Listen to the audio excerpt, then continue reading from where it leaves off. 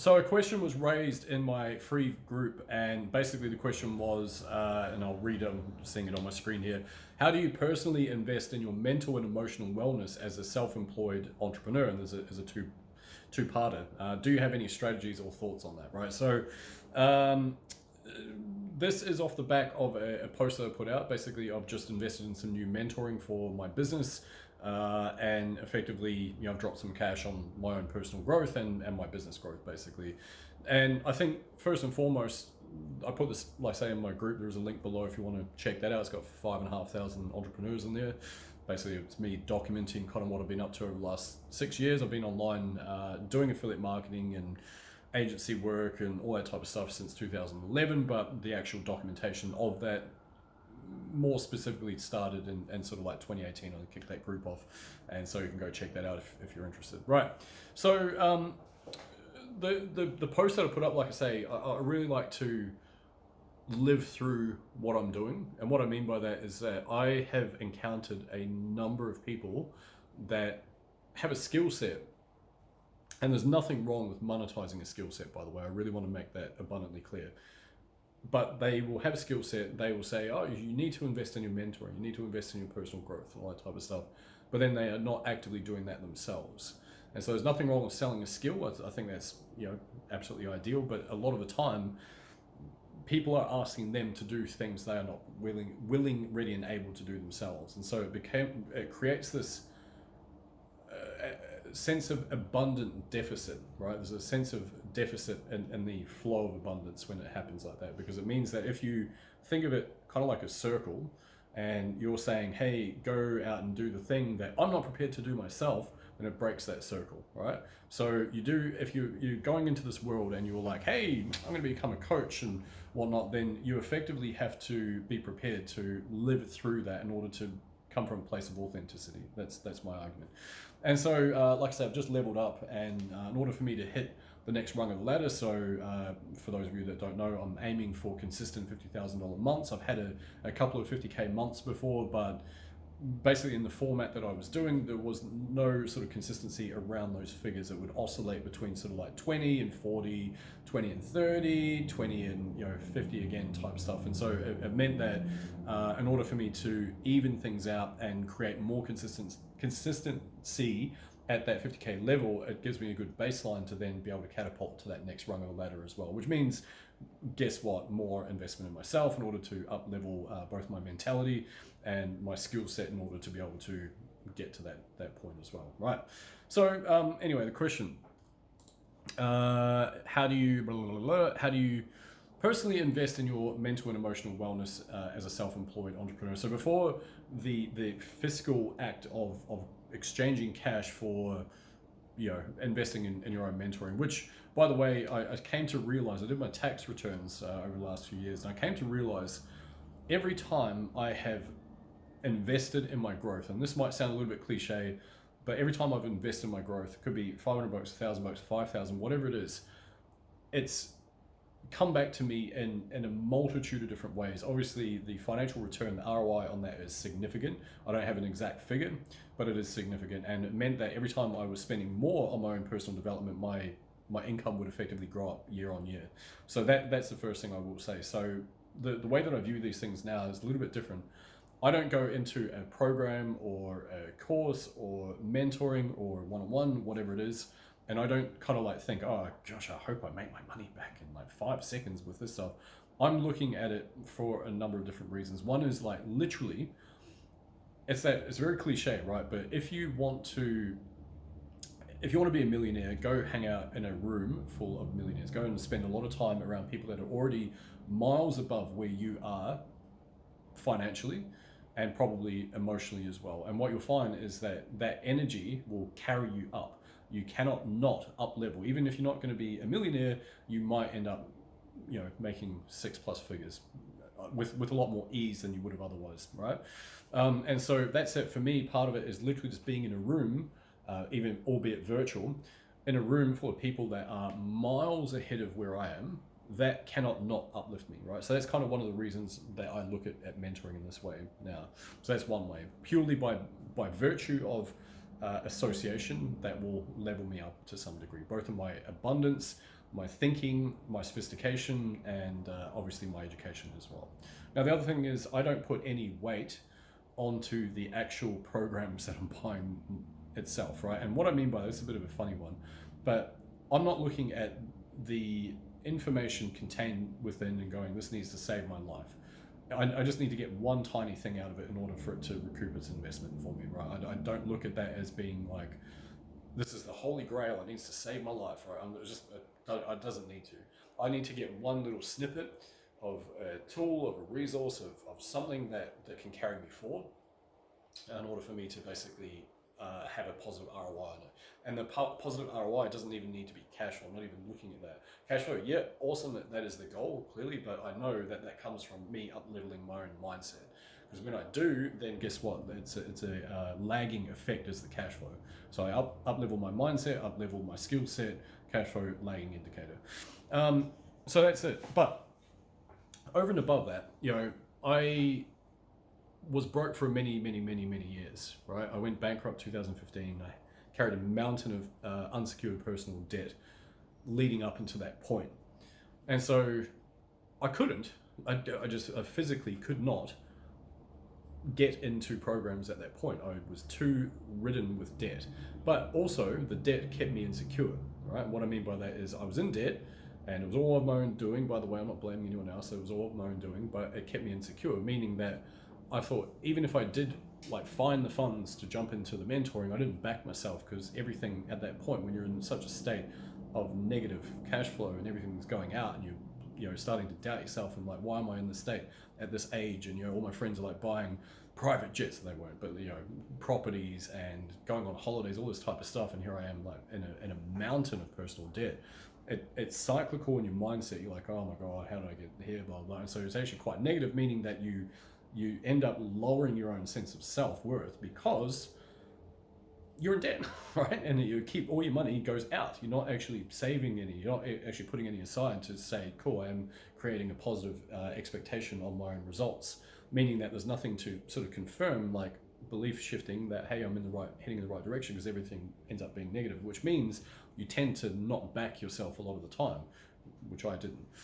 Right, so anyway, all that out of the way, and all that to say is that in order for you to basically level up in this game, if you're in online marketing, coaching, course creation, affiliate marketing, anything like that, I highly recommend you go get some mentoring, some guidance, some coaching along the way. I highly recommend that you jump into programs, even for the simple reason of twofold. Number one is being comfortable charging those types of prices by investing in those types of things. Number two is up-leveling purely by virtue of being around people that are doing better than you, right? So that, but then also the act of living through what you're trying to get other people to do, right? So if I say, hey, you should buy my stuff, it's freaking awesome because I'm very knowledgeable about the stuff and I've had crazy great results, but then I'm also not willing to invest in my own growth, then there's a disconnect, like I said before. Right, anyway, so I wanted to get that out of the way before I address the actual question, right? So first and foremost, so what type of tools and strategies do I have for that? Now, this is a really lonely game. When you are a solopreneur, and to paint some context, I came from a background where I was working, amongst other things, but in financial markets. I worked for a food and wine company. It was a national event. And so it meant that, and it was in sales, so it meant that I had to be quite vibrant. I had to communicate with people, I had to hop on the phone, go to meetings, blah, blah, blah. And in sales, any sales dynamic, there's a certain positive energy that you need to create, right? You have to be quite upbeat about things. And very social. Clearly, if you're antisocial, it's not going to work that well. So I came from that environment to then working for myself, by myself, and being alone for a multitude of hours. And so I actually had to go through this, it was a very strange phase of my life because I've gone from ultra social to no social. So I actually became almost socially awkward. I'd forgotten how to have small talk with folks. I'd lost a lot of confidence along the way.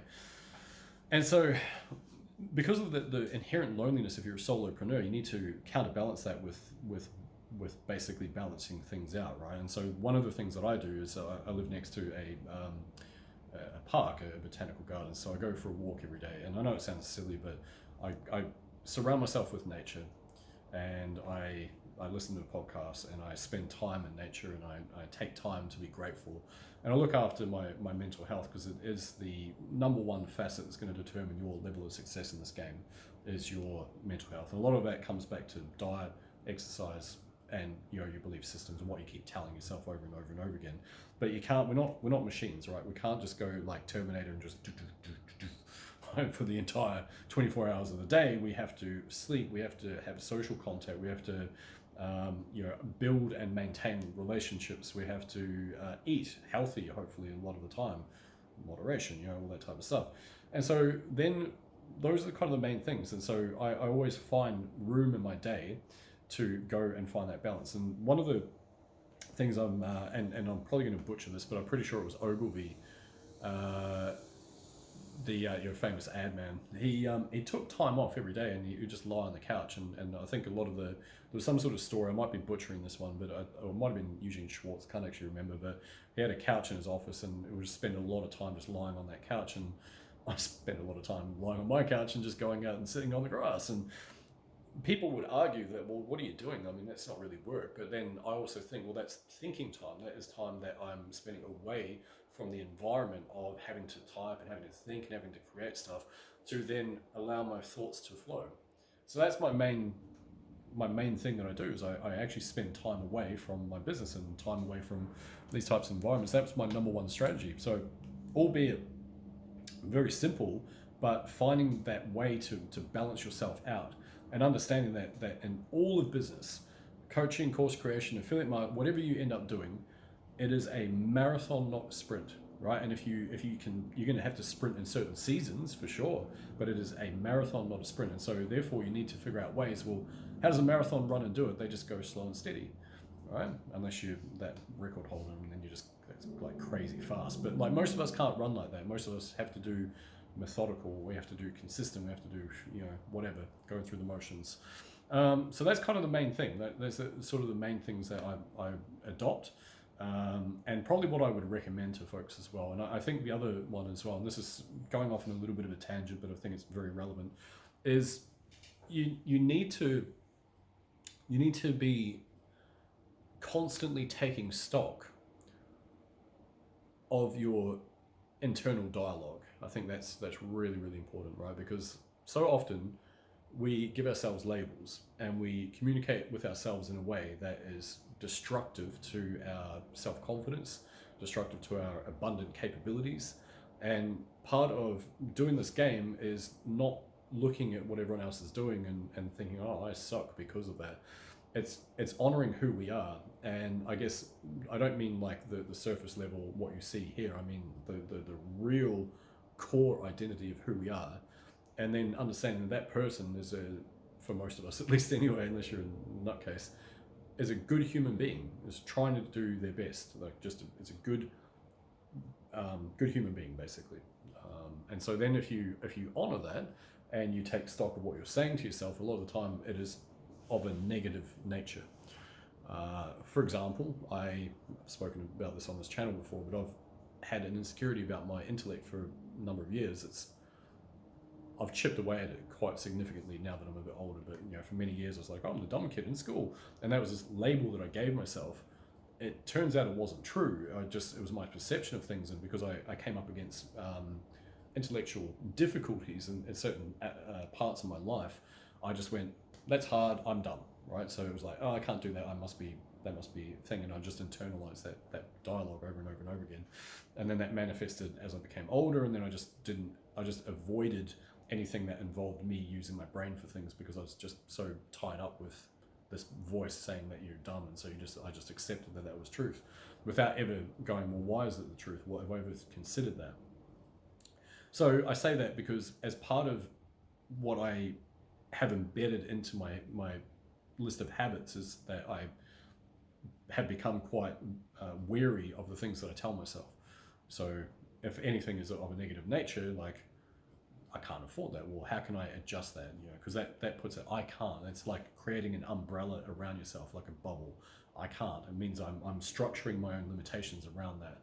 So therefore, can I think outside of those structured limitations and think that maybe there's more possibilities that lie on the other side of that. So when I can sense my language is heading in that direction where I'm forming my own limitations, I start to pause myself in the moment as best I can, not always, but can I change the way that I'm communicating this to myself and externally to then push beyond my perceived boundaries, right? So it's another habit. You asking questions about how do you invest in your mental and emotional wellness, and that is just one way. It's just taking stock of what I say to myself, because once we are conscious enough to do so, and we can replace that with something else, we have something really, really cool to be able to offer folks at that point, because then we are uplifting ourselves as such to be able to become a better version of ourselves, because we're not just downplaying ourselves all the time. And then that becomes a beacon to other folks. There's inspiration drawn from that to other people as well, which is really, really, really cool. And then that becomes part of your belief system, because now you've got a positive thing to focus on, which then your brain is searching for evidence to suggest that that is real all the time, and then you become more and more confident, yada, yada, yada, yada, yada. Right, anyway, a bit of a tangent towards the end there. Appreciate you guys sticking with this. Drop a comment. I would love to hear your thoughts on this stuff. Like, what are your strategies for coping with emotional, mental wellness as an entrepreneur? All right, guys, you're awesome. See you in the next one.